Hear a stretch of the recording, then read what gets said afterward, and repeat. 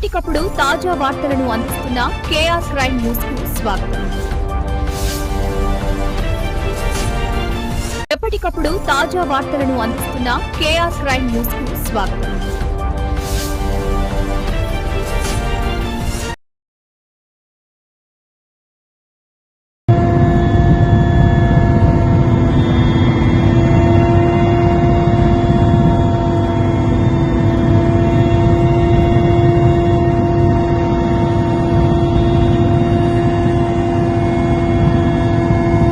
అయ్యా అందరికి ఒక సీరియస్ టాపిక్ ఏమనుకోవద్దు.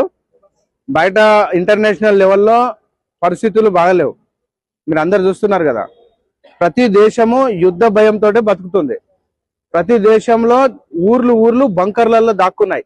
ఇరాన్ కావచ్చు, ఇరాక్, అటు సిరియా, లెబనాన్, అన్ని దేశాలు, గల్ఫ్ కంట్రీస్, ఈస్ట్ అంటే ఐరోపా కంట్రీలు, మొత్తం 170 కంట్రీలలో లేదా కొన్ని చిన్న దేశాలు కలిపితే 204 కంట్రీలలో భారతదేశం మాత్రమే హాయిగా పొద్దున్నే దవచాయ్ తాగుతుంది. మళ్ళా సాయంత్రం కాగానే ఇడ్లీ దోశలు తింటున్నాం, వడ పూరి తింటాం, బిర్యానీ తింటాం, తిని పడుకుంటాము. మనము నాటకాలు, సినిమాలు, పాటలు మన ఇష్టం ఉన్నట్టు ఎంజాయ్ చేయగలుగుతున్నాం. అంటే ఈ దేశంలో ఉన్నటువంటి నాయకత్వం యొక్క బలము, అందరి యొక్క ఆలోచన విధానము, మన యొక్క శక్తి ఈరోజు మన దేశాన్ని గొప్పగా నిలబెట్టింది. అది విశ్వగురు స్థానంలోకి వెళ్ళిపోతున్నాం. కాబట్టి మనము మన దేశము బీద దేశంగా మారకూడదు. పాకిస్తాన్ చూడండి, మొత్తం స్కూల్స్ అన్నిటినీ మానేసింది. No buses in Pakistan now. ఏ బస్సు లేదు, స్కూల్స్ బంద్ అయినాయి, ఆఫీసులు బంద్ అయినాయి పాకిస్తాన్ లో. అంటే దీని అర్థం ఏంటి? పొరుగు దేశం బంగ్లాదేశ్ లో డీజిల్ లేక, మిషనరీలు నడవక మొత్తం వస్త్ర పరిశ్రమ కూలిపోయింది.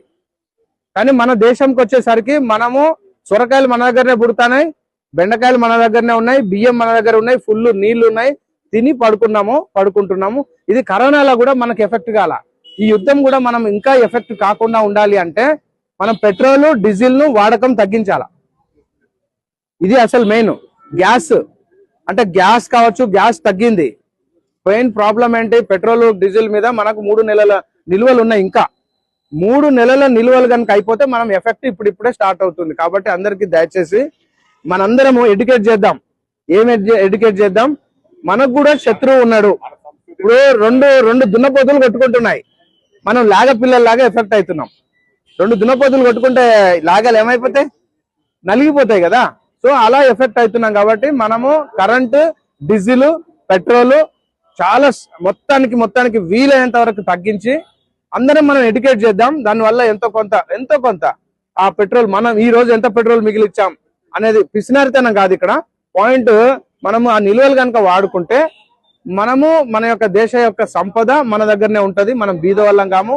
వీళ్ళందరికీ మనం అన్నం పెట్టవచ్చు విత్ ఇన్ ఫ్యూచర్ లో. వీళ్ళందరికీ అన్నం దొరకదు. ఎప్పుడైతే అన్నం దొరకదో మనం వాళ్ళకు అన్నం పెట్టి వాళ్ళని బతికియచ్చు. కాబట్టి అందరికీ ఈ రోజు సార్ వాళ్ళ మ్యారేజ్ డే సందర్భంగా మనం రోజు ఈ కరెంటు స్విచ్లు బంద్ చేద్దాం. ఏసీలు గీసీలు ఏమైనా ఉంటే వాడకం బంద్ చేద్దాం. మాక్సిమం వీలైనంత వరకు ట్రై చేద్దాం. హరే కృష్ణ.